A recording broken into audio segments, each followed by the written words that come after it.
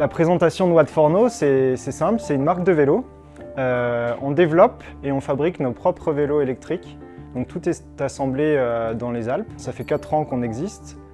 On a eu 3 ans de phase de développement de produits, d'industrialisation. On a passé la phase de certification, homologation et maintenant on commercialise depuis quelques mois. Alors l'idée de départ, c'est un constat en fait au cours d'une sortie VTT électrique classique, donc qui est présent sur le marché, la catégorie qu'on appelle VAE. Le principe d'un VAE, c'est qu'on est assisté en permanence. Dès qu'on pédale, le moteur il tourne en permanence. Chez certains utilisateurs, ça peut être une forme de frustration, parce que finalement, il y a plein de moments sur une sortie où on n'a pas besoin d'être aidé, notamment sur des phases de plat et de descente. Et c'est là qu'est né le projet Watt For No, c'est de se dire, on propose une alternative à cette pratique, avec un boost électrique donc, qui est activé uniquement quand on en a besoin. Donc sur des démarrages, sur des phases d'accélération, des montées, et on se réserve le plaisir de pédaler un vélo classique dans les autres moments, quoi. Alors l'innovation, elle se traduit par un système électrique et mécanique qui est notre identité de marque finalement, puisqu'on a une double transmission à l'arrière du vélo. Donc la transmission classique qu'il y a sur tous les vélos avec un pédalier et une chaîne. Et côté gauche du vélo, on a une transmission qui est électrique, donc alimentée par le moteur, et qu'on régule avec un accélérateur qui est au niveau du guidon. Et cette transmission, elle est possible par une courroie. Je m'occupe de développer la marque, de créer des nouvelles gammes de vélos, des nouveaux produits et de tout ce qui est un peu innovation aussi chez Watt For No. Nous, on travaille sur SolidWorks. On a travaillé donc en collaboration avec un autre bureau d'études qui était à Toulouse, qui était habitué à travailler sur ce système-là. Donc on échangeait facilement nos idées, nos fichiers avec eux. Depuis, on est passé à l'utilisation de la plateforme 3D Experience, qui nous a permis de collaborer plus facilement sans pas avoir le risque de se tromper lors d'envoi de fichiers, lors de la gestion des différentes versions de fichiers qu'on utilise.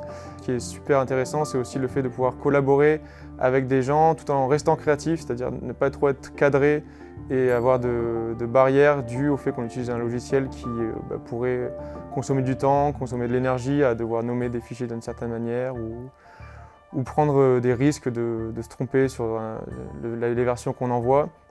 Donc c'est une chose qui est bien appréciable lorsqu'on est dans une start-up, puisque du coup on peut garder cette créativité, cette rapidité. Au bout de 2 ans, on a fait le choix d'utiliser cette plateforme 3D Experience pour la principale raison de sécuriser nos données. En fait, nos données, on les enregistre du coup sur le cloud. Et puis ça permet également une meilleure collaboration au sein de l'équipe de développement, un partage de données qui est bien plus facile et ça évite toutes les erreurs humaines, notamment de versions de pièces, de composants. Donc nous, à partir du moment où on a la 3D Experience, on a accès aussi à un service de dépannage, on va dire, directement en ligne. Donc si on a une question, on a un service où on pose notre question. On a généralement une réponse soit sur le chat assez rapidement, soit on peut avoir aussi des personnes directement au téléphone. Je vois 3 avantages principaux que la 3D Experience nous a apportés. Le premier, c'est la sécurité des données. Le deuxième, c'est la collaboration au sein de l'équipe et le partage des données qui a été considérablement facilité. Avec le travail à distance, en fait, 3D Experience, c'est un réel atout. Troisième aspect, c'est la structuration de nos projets de développement.